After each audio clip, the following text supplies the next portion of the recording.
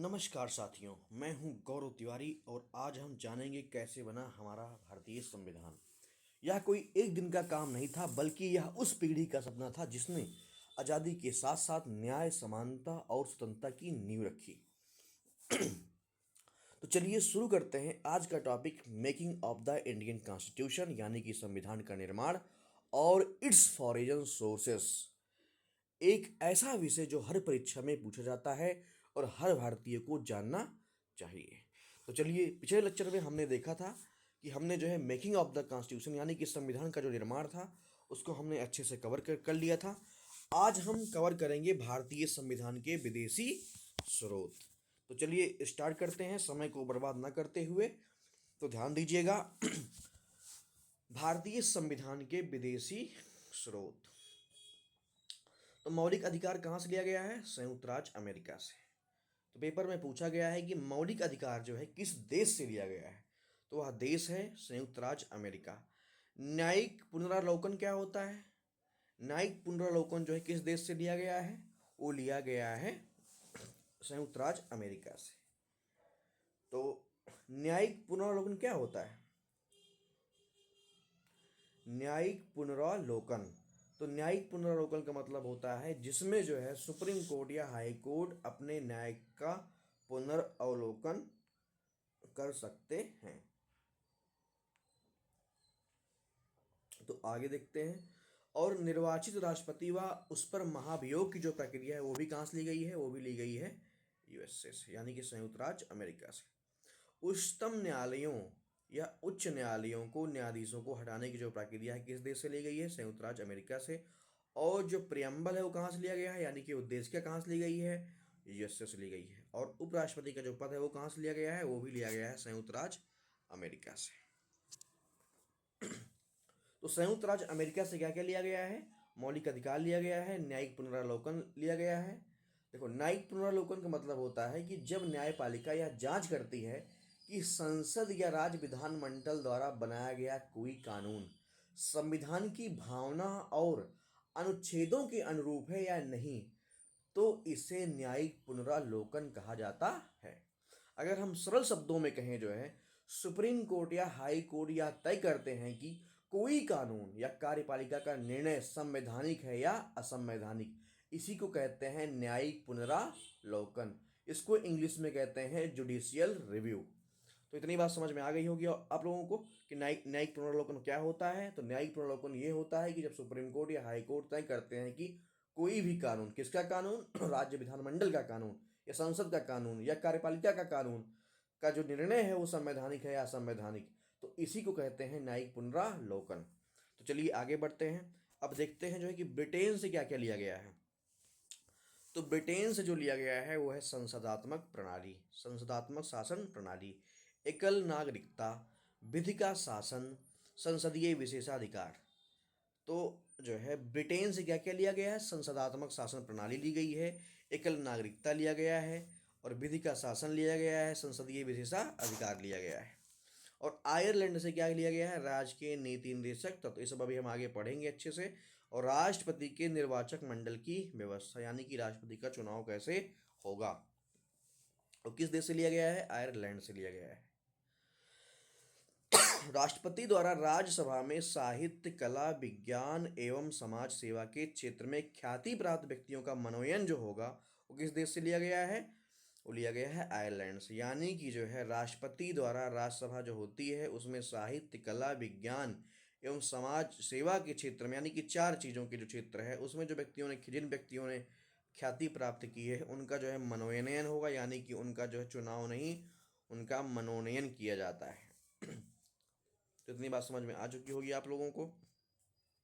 तो देखो, जो है मनोनयन को इंग्लिश में बोलते हैं नॉमिनेटेड। तो नॉमिनेटेड मतलब क्या होता है? देखो समझ लेते हैं मनोनयन का मतलब क्या होता है। नॉमिनेटेड का मतलब होता है किसी व्यक्ति को किसी पद, समिति या संस्था में चुनना या नियुक्त करना बिना चुनाव कराए, यानी सरकार या किसी अधिकार प्राप्त व्यक्ति द्वारा नाम तय करना। जैसे राज्यसभा में नामांकित सदस्य जो होते हैं, जैसे भारत के राष्ट्रपति जो है 12 व्यक्तियों को नामांकित करते हैं जो कला, साहित्य, विज्ञान, खेल या समाज सामाजिक सेवा जैसे क्षेत्रों में विशेष योगदान देते हैं। जैसे सचिन तेंदुलकर, लता मंगेशकर, रेखा जी आदि को नामांकित किया गया था कि वो आए राज्यसभा में सदस्य बन जाएं। तो जैसे जो है लोकसभा में भी जो है नामांकित सदस्य होते हैं, जैसे कि राष्ट्रपति 2 एंग्लो इंडियन समुदाय के प्रतिनिधियों को जो है नामांकित कर सकते हैं। अब लेकिन यह प्रावधान हटा दिया गया है, जो कि जो है संविधान संशोधन 104वां जो संविधान संशोधन हुआ था 104 कॉन्स्टिट्यूशनल अमेंडमेंट 2020 के तहत इसको हटा दिया गया था। अब कुछ जो स्थानीय निकाय होते हैं, जैसे लोकल बॉडी, जैसे मेयर का हो गया, चेयरमैन का हो गया, या कुछ सदस्यों को भी नॉमिनेट करते हैं जो विशेषज्ञता रखते हैं। तो अगर सिंपल शब्दों में कहें कि नॉमिनेशन का मतलब होता है कि अपॉइंटमेंट विदाउट इलेक्शन, यानी कि चुनाव नहीं होता है बल्कि किसी प्राधिकारी द्वारा नाम तय कर दिया जाता है। तो आप लोग जो है मनोनयन का मतलब अच्छे से समझ गए होंगे। तो चलिए अब समझते हैं ऑस्ट्रेलिया। तो ऑस्ट्रेलिया जो है, ऑस्ट्रेलिया में जो है क्या है, प्रस्तावना की जो भाषा है, जैसे be the people of India having solemnly resolved to constitute India into sovereign, socialist, democratic republic to secure to it all citizens liberty of thoughts, expression, belief, faith, and worship, equality of status and of opportunity to promote among them are to assuring the dignity of the individual, integrity of the nation। तो ये सब किस किस जो भाषा है preamble की, जो कहाँ से ली गई है, ये ली गई है ऑस्ट्रेलिया से। और जो समवर्ती सूची है वो कहाँ से ली गई है, वो भी ली गई है ऑस्ट्रेलिया से। केंद्र एवं राज्य के बीच का जो संबंध है तथा शक्तियों का जो विभाजन है वो कहाँ से लिया गया है, यानी कि सेंटर और स्टेट के बीच में जो पावर्स होती हैं, जो शक्तियाँ होती हैं, उसका जो विभाजन है, जो डिस्ट्रीब्यूशंस है, वो किस देश से लिया गया है, वो लिया गया है ऑस्ट्रेलिया से। तो इतनी बात आपको क्लियर हो चुकी होंगी। तो चलिए आगे देखते हैं। संसद के दोनों सदनों की संयुक्त बैठक, ये कहाँ से ली गई है? संसद के दोनों सदनों की संयुक्त बैठक जो ली गई है वो जर्मनी से ली गई है। संसद के दोनों सदनों की जो संयुक्त बैठक कहाँ से ली गई है? संसद के दोनों सदनों की जो है संयुक्त बैठक जो कहाँ से ली गई है? जर्मनी के वाइमर सिद्धांत से ली गई। मौलिक अधिकारों के निलंबन से संबंधित आपातकालीन प्रावधान जो है कहाँ से लिया गया है? जर्मनी के वाइमर सिद्धांत से लिया गया है। तो देखो कनाडा में क्या, सशक्त केंद्र के साथ संघीय व्यवस्था जो है, जो सशक्त केंद्र के साथ जो है संघीय व्यवस्था, यानी कि जो है केंद्र भी होगा और राज्य भी होगा। ठीक, तो कनाडा से क्या लिया गया? सशक्त केंद्र के साथ जो है संघीय व्यवस्था, सशक्त केंद्र के साथ जो है संघीय व्यवस्था। और जो अवशिष्ट शक्तियां होती हैं उसको कहाँ से लिया गया है? केंद्र में निहित है जो है। तो अवशिष्ट शक्तियां जो होती हैं केंद्र की, वो कहाँ निहित होती हैं? केंद्र में होती हैं, जिसको हम इंग्लिश में बोलते हैं रेसिडुअल पावर। तो थोड़ा सा समझ लेते हैं कि जो है रेसिडुअल पावर क्या होती है। तो रेसिडुअल पावर का मतलब क्या होता है, जैसे जो है रेसिडुअल पावर क्या होती है समझ लेते हैं। जब जब कोई विशेष संविधान की 3 सूची, जैसे संघ सूची हो गया, राष्ट्र सूची हो गया, समवर्ती सूची हो गया, में कहीं भी शामिल नहीं होता है। जैसे समझते हैं, जैसे रेसिडुअल पावर्स का मतलब होता है, अवशिष्ट शक्तियों का मतलब होता है कि जब कोई विशेष संविधान की 3 जो सूचियां हैं, जैसे संघ सूची हो गया, राष्ट्र सूची हो गया, समवर्ती सूची हो गया, में कहीं भी शामिल जब नहीं होता है, तो ऐसे विषयों पर कानून बनाने का अधिकार किसे होगा? तो यह तय करती हैं अवशिष्ट शक्तियां। इसी को हम बोलते हैं रेसिडुअल पावर्स। तो भारत के संविधान का कुछ अनुच्छेद है, जैसे कि आर्टिकल 248, वो कहता है कि ऐसे विषयों पर केवल संसद को कानून बनाने का अधिकार है। तो संविधान का जो अनुच्छेद 248 है वो कहता है कि ऐसे विषयों पर केवल संसद को कानून बनाने का अधिकार है और राज्य को नहीं। और साथ ही 7वीं अनुसूची की जो संघ सूची है, यानी कि जो यूनियन लिस्ट है, उसमें कहा गया है एंटी 97 में भी यह प्रावधान है। जैसे एग्जाम्पल समझते हैं, मान लो कि भविष्य में कोई नया विषय जैसे आता है, जैसे आर्टिफिशियल इंटेलिजेंस रेगुलेशन या साइबर क्राइम इन स्पेस, तो जो संविधान में लिखी 3 सूचियों में नहीं है, तो उस पर जो कानून बनाएगी केवल कौन बनाएगी? संसद बना सकती, ना कि राज्य। तो इतनी बात आपको समझ में आ गई होगी कि अवशिष्ट शक्तियां क्या होती हैं जो है। ठीक है, तो इसका देखो महत्व क्या होता है। महत्व ये होता है कि जो देश की जो एकता होती है और जो अखंडता होती है उसको बनाए रखने में मदद मिलती है, और नए और आधुनिक विषयों पर संसद को नियंत्रण देता है, और केंद्र और राज्य के बीच जो अधिकार होते हैं उनको संतुलन रखने में मददगार होता है। तो इस प्रकार से हमने समझा जो है कि अवशिष्ट शक्तियां क्या होती हैं। तो चलिए आगे देखते हैं कि तो हमने देखा कि जो कनाडा से क्या क्या लिया गया है, सशक्त केंद्र के साथ जो है संघीय व्यवस्था ली गई है, और अवशिष्ट शक्तियों का जो है कहाँ पे निहित होती हैं? केंद्र सरकार में होती है, जैसे कि मैंने बताया। और केंद्रों द्वारा जो है राज्यों के राज्यपाल की नियुक्ति, और जो केंद्र जो होता है, जो सेंट्रल गवर्नमेंट होता है, और राज्यों पालों की जो नियुक्ति होती है, जो ये प्रक्रिया है, किस देश से ली गई है? तो ये भी कनाडा से ली गई है। सर्वोच्च न्यायालय का परामर्शी न्याय निर्णयन, सर्वोच्च न्यायालय का परामर्शी न्याय निर्णयन।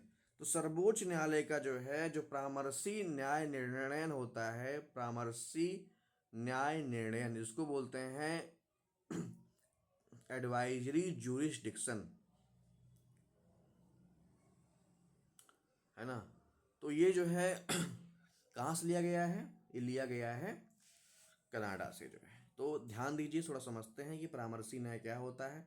तो परामर्शी जो न्याय होता है, एडवाइजरी ओपिनियन का मतलब होता है कि जब राष्ट्रपति किसी कानूनी या संवैधानिक प्रश्न पर सर्वोच्च न्यायालय से सलाह मांगते हैं तो उसे कहते हैं परामर्शी निर्णय, एडवाइजरी ओपिनियन।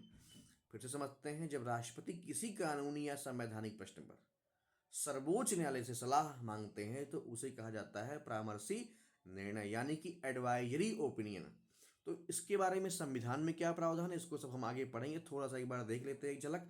राष्ट्रपति किसी भी ऐसे प्रश्न को, जैसे कि कानून या संविधान की व्याख्या से संबंधित हो, जो जो कानून या संविधान की व्याख्या से संबंधित हो या जनहित का महत्वपूर्ण मुद्दा हो, सर्वोच्च न्यायालय को भेज सकते हैं ताकि न्यायालय अपनी सलाह दे सके। इतनी बात समझ में आई? तो जैसे कि जो है, लेकिन सबसे महत्वपूर्ण बात यह है कि सुप्रीम कोर्ट की जो यह सलाह होती है राष्ट्रपति के लिए बाध्यकारी नहीं होती है, ये बाइंडिंग्स नहीं होती, यानी कि राष्ट्रपति चाहे तो उसे माने, चाहे तो ना माने। जैसे एग्जाम्पल के तहत जो है मैं आपको समझाना चाहूँगा कि जैसे 1962 में जो है बर्मा और भारत के बीच का जो विवाद था, जो है सुप्रीम कोर्ट ने अपनी सलाह दी थी। अब चाहे इसको राष्ट्रपति माने चाहे ना माने, 1974 का जो एक केस था, जो है केशवानंद भारती केस के बाद जो है संविधान की सीमा पर सलाह मांगी गई थी। राम जन्मभूमि के मामले में 1994 में भी जो है विवाद पर सलाह मांगी गई थी, लेकिन सुप्रीम कोर्ट ने क्या किया था? मना कर दिया था, और मामला न्यायिक था जो है। तो इतनी बात समझ में आ गई होंगी जो है। तो परामर्शी जो निर्णय होता है, इसका जो महत्व क्या होता है, राष्ट्रपति को जो है संवैधानिक मामलों में विशेषज्ञ कानूनी राय मिलती है, कार्यपालिका और न्यायपालिका के बीच का समन्वय बढ़ता है, संवैधानिक संकट की स्थिति में मार्गदर्शन मिलता है। तो ध्यान दीजिए, शॉर्ट में आप इसको याद रखेंगे। परामर्शी निर्णय का मतलब होता है कि राष्ट्रपति द्वारा मांगी गई सुप्रीम कोर्ट की सलाह जो कि बाध्यकारी नहीं होती है। तो इतनी बात समझ में आ गई होंगी आपको। तो चलिए आगे देखते हैं, मूल कर्तव्य फंडामेंटल ड्यूटी। तो फंडामेंटल ड्यूटी क्या होती है?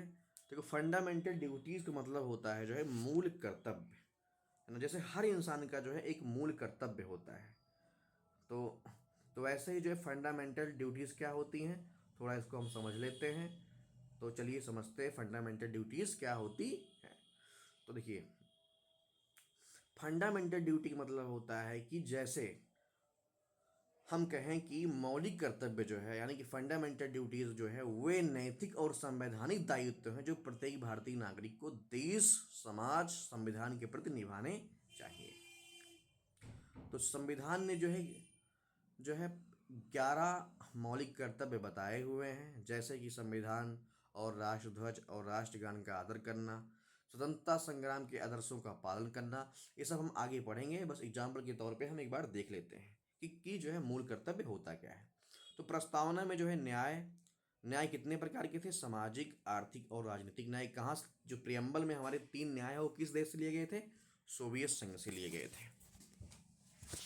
तो इतनी बात क्लियर हो गई जो है।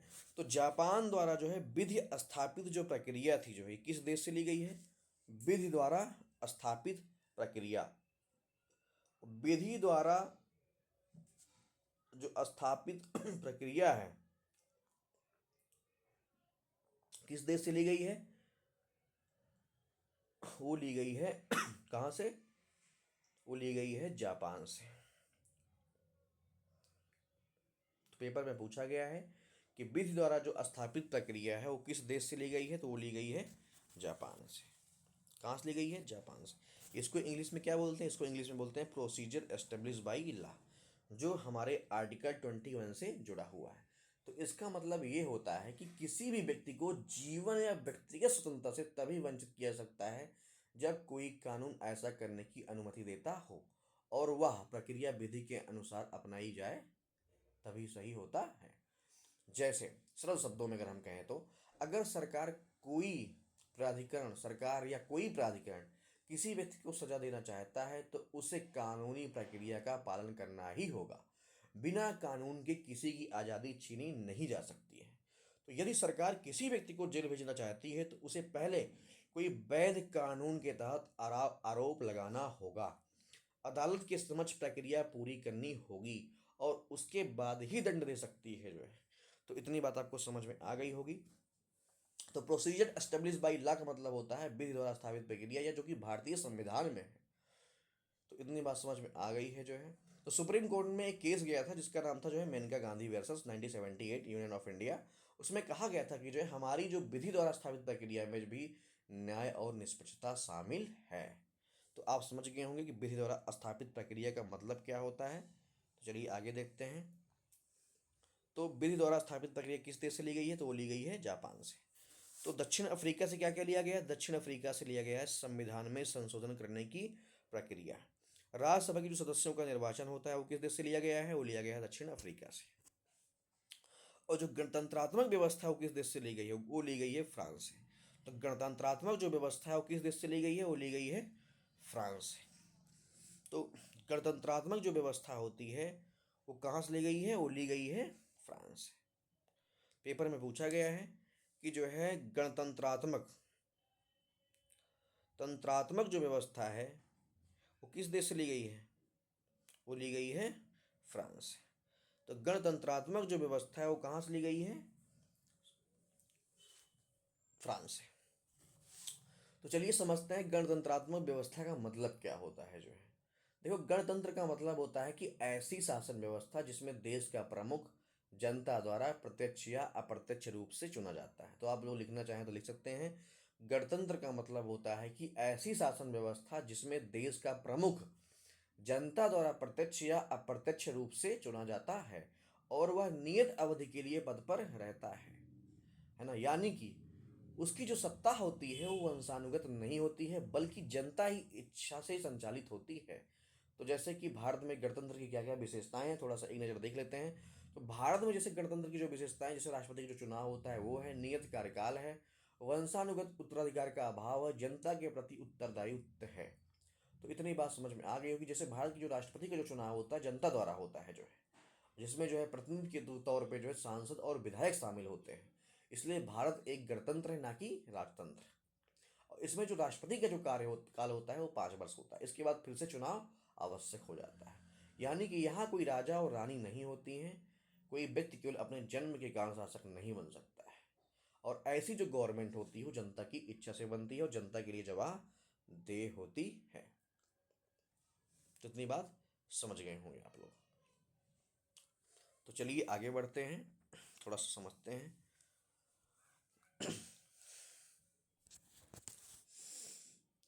तो इस प्रकार हमने देखा कि कौन कौन से सोर्सेस ऐसे हैं जिससे जो है हमारे संविधान में चीज़ें ली गई हैं। तो चलिए आगे देखते हैं। राष्ट्रगान। देखिए, सबसे पहले पूछा गया था कि जो है पेपर में पूछा गया है कि राष्ट्रगान को किसने लिखा था। राष्ट्रगान था जनगण मनगण अधिनायक जया है। इसको जो है रविन्द्रनाथ टैगोर ने लिखा था बांग्ला भाषा में। पेपर में पूछा गया किस भाषा में लिखा था रविन्द्रनाथ टैगोर ने, तो भाषा में। और कौन सा जो है अधिवेशन था उस समय, तो 26वां अधिवेशन था, कोलकाता में हुआ था। सर्वप्रथम गाया गया था 27 दिसंबर 1911 को। डेट बहुत इंपॉर्टेंट है इसलिए इसको याद रख लीजिएगा। राष्ट्रगान के गायन की जो अवधि कितनी है, 52 सेकेंड है। तो और इसके हिंदी संस्करण को 24 जनवरी 1950 को अंगीकृत किया गया था। 24 जनवरी 1950 को। और 26वें अधिवेशन कोलकाता में गाया गया और रविन्द्रनाथ टैगोर ने बांग्ला में लिखा था और 24 जनवरी 1950 को गाया गया था और 52 सेकंड का होता है। तो इतनी चीज़ें याद रखिएगा कि राष्ट्रगान का जो है हिंदी संस्करण कब किया गया था, तो 24 जनवरी 1950 को। RRB NTPC ने पूछा हुआ है, तो इसको ध्यान रखिएगा आप। चलिए आगे बढ़ते हैं। राष्ट्रीय गीत, नेशनल सॉन्ग, वंदे मातरम, वो क्या था, राष्ट्रगान था। और ये क्या था, वंदे मातरम। जैसे सुजलाम सुफलाम मलयज शीतलाम मस सस्य श्यामलम मातरम वंदे मातरम। तो ऐसे ही जो है वंदे मातरम क्या है, बंकिम चंद्र चटर्जी द्वारा जो है किस भाषा में लिखा गया है, संस्कृत में। और राष्ट्रगान को किस में लिखा गया था, राष्ट्रगान को लिखा गया था सबसे पहले बांग्ला भाषा में। लेकिन बंकिम चंद्र चटर्जी द्वारा संस्कृत में भाषा को लिखा गया था। तो इसको ध्यान दीजिएगा, है ना, कि बंदे जो मातरम है वो किसने लिखा था? इसको लिखा था जो है, किसने लिखा था? इसको लिखा था बंकिम चंद्र चटर्जी ने संस्कृत भाषा में, और इसे किससे लिया था? आनंदमठ उपन्यास से लिया था जो है। तो इसको जो है 12वें अधिवेशन कोलकाता में 1896 यानी कि जनगणमन से पहले गाया गया था, और 24 जनवरी 1950 में, इसको भी 24 जनवरी 1950 में। तो इतनी बात समझ में आ गई होगी। तो राष्ट्रगीत जो था, नेशनल सॉन्ग, वो क्या था? राष्ट्रगान था, और नेशनल एंथम था, ये नेशनल सॉन्ग है। तो एक तरीके से अगर आप जो है राष्ट्रगान को सुनना चाहते हैं तो मैं सुना सकता हूँ। तो जो है आप सुन लीजिए। सुजलाम सुफलाम मलयज शीतलाम सस्य श्यामलाम मातरम वंदे मातरम। वंदे मातरम का मतलब होता है कि हे माँ, मैं तेरी वंदना करता हूँ, तू जल से भरी हुई है, फलों से संपन्न है, मलय पर्वत की ठंडी पवनों से शीतल है, ध्यान की हरियाली से सजी हुई है, हे भारत माता, मैं तुझको प्रणाम करता हूँ। तो वंदे मातरम, सुजलाम सुफलाम मलयज शीतलाम सस्य श्यामलाम मातरम वंदे मातरम। शुभ्र ज्योत्स्ना पुलकित यामिनीम फुल्ल कुसुमित दृष्ट दुल शोभिनम सुहासिनीम सुमधुर भाषिणीम सुखदाम वर्दम मातरम। तो वंदे मातरम, तो इसका मतलब होता है कि शुभ ज्योत्स्ना, तेरी चांदनी से भरी रातें, तेरे फूलों से लदे वृक्ष, तेरी मधुर मुस्कान और मीठी वाणी, सब सुख देने वाली और वरदान प्रदान कर देने वाली, हे मातृभूमि तुझे नमन। तो इसका मतलब यही होता है कि शुभ ज्योत्स्ना पुलकित यामिनी फुलकुसुमित द्रुमदल शोभिनीम सुहासिनीम सुमधुरम भासिनीम सुखदाम वरदाम मातरम वंदे मातरम। तो इसके जो रचयिता थे वो कौन थे? बंकिम चंद्र चटर्जी थे। किस भाषा में लिखे थे? संस्कृत भाषा में लिखे थे। और कहाँ से लिया गया था? आनंदमठ उपन्यास से लिया गया था। कौन सा अधिवेशन था जिसमें पहली बार गाया गया था? तो 12वां अधिवेशन कोलकाता 1896 में पहली बार गाया गया था। कब गाया गया था? 24 जनवरी 1950 को गाया गया था। ध्यान दीजिएगा, राष्ट्रगान की भी डेट 24 जनवरी 1950 है, और राष्ट्रगीत की भी 24 जनवरी 1950 है। तो इतनी बातें आपको क्लियर हो चुकी होंगी। तो राष्ट्रीय पंचांग को देखते हैं। राष्ट्रीय पंचांग जो है किस पे आधारित है? राष्ट्रीय पंचांग जो आधारित है शक संवत पर आधारित है, और ग्रेगोरियन कैलेंडर के साथ जो है 22 मार्च 1957 को अपनाया गया। इसका प्रथम माह जो है चैत्र होता है। तो ध्यान दीजिएगा कि जो राष्ट्रीय पंचांग हमारा है उसका जो पहला महीना होता है चैत्र होता है, और जो 22 मार्च को तथा लीप वर्ष में 21 मार्च से शुरू होता है। तो डेट क्या थी राष्ट्रीय पंचांग की? 22 मार्च 1957। तो चलिए आगे बढ़ते हैं। राष्ट्रीय पशु। तो राष्ट्रीय पशु जो है हमारा जो क्या था? बाघ, जिसको का जो है साइंटिफिक नेम से पैंथेरा टाइगरिस, जिसे 1973 में बंगाल टाइगर को राष्ट्रीय पशु के रूप में घोषित किया गया था। इसके पूर्व शेर को जो है राष्ट्रीय पशु घोषित किया गया था। चलिए अब देखते हैं राष्ट्रीय ध्वज। राष्ट्रीय ध्वज, तो राष्ट्रीय ध्वज जो है कौन कौन से हैं? तिरंगा जैसे। तिरंगे का सबसे ऊपर जो रंग है वो कैसा है? केसरिया है, जो किसका प्रतीक है? त्याग और बलिदान का। त्याग और बलिदान का। मध्य में सफ़ेद है, जो सत्य और शांति एवं पवित्रता का प्रतीक है। ध्यान दीजिएगा, सफ़ेद जो आदमी जो सफ़ेद होगा जहाँ पे सत्य होगा, शांति होगी और पवित्रता होगी। केसरिया जहाँ होगा वहाँ त्याग होगा और बलिदान होगा। और हरे रंग जो होता है वो देश की समृद्धि की उर्वरता का पट्टी होती है, और जो इसकी लंबाई है 3.3:2 है। इसको ध्यान रखिएगा, पेपर पूछा गया आबकारी सिपाही में। सफ़ेद मिट जो है पट्टी के मध्य में गहरे नीले रंग का चक्र जिसमें 24 तीलियां हैं, और भारतीय ध्वज के डिजाइन का श्रेय किसे जाता है? पिंगल वेंकैया को दिया जाता है। तो पिंगल वेंकैया ने जो है भारतीय ध्वज की डिजाइन की थी। तो पेपर में पूछा गया है कि भारतीय ध्वज की जो डिजाइन की थी किसने की थी? तो पिंगल वेंकैया ने की थी जो है। तो चलिए आगे देखते हैं। और इस चक्कर को जो है सारनाथ स्थित अशोक स्तंभ से लिया गया है। तो इस चक्कर को जो है कहाँ से लिया गया है? इस चक्कर को जो है कहाँ से लिया गया है? इस चक्र को जो है अशोक स्तंभ से लिया गया है, सारनाथ यानी कि वाराणसी में जो है 22 जुलाई 1947 को भारतीय संविधान सभा द्वारा अंगीकृत किया गया था। तो राष्ट्रीय चिन्ह चलिए देखते हैं।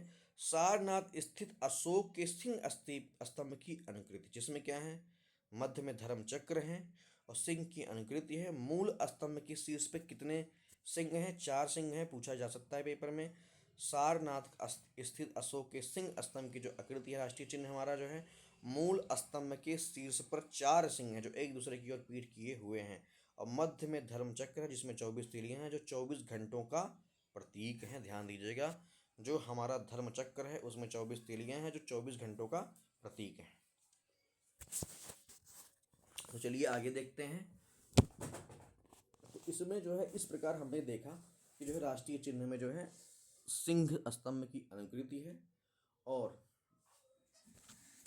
4 सिंह हैं, मध्य में धर्म चक्र है और 24 तीलियां हैं जो 24 घंटों की प्रतीक हैं। जो है चक्र की दाईं ओर एक सांड की जो है जिसका तात्पर्य किसी अर्थ प्रधान अर्थव्यवस्था। बाईं ओर एक घोड़ा है जो अदम्य शक्ति, परिश्रम व गतिशीलता से संबंधित है। नीचे देवनागरी लिपि में लिखा गया है सत्यमेव जयते, जिसका जो है मतलब होता है सत्य की सदा विजय होती है, जो कहाँ से लिया गया है? मुंडक उपनिषद से जो है।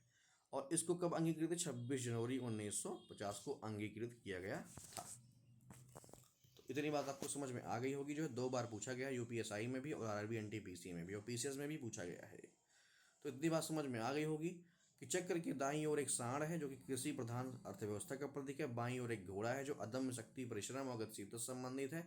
नीचे देवनागरी लिपि में सत्यमेव जयते लिखा है, जिसका मतलब होता है सत्य की सदा विजय होती है। 26 जनवरी 1950 को लिया गया था। देखिए इस प्रकार हमने देखा जो है। अब देख लेते हैं राष्ट्रीय पक्षी के बारे में।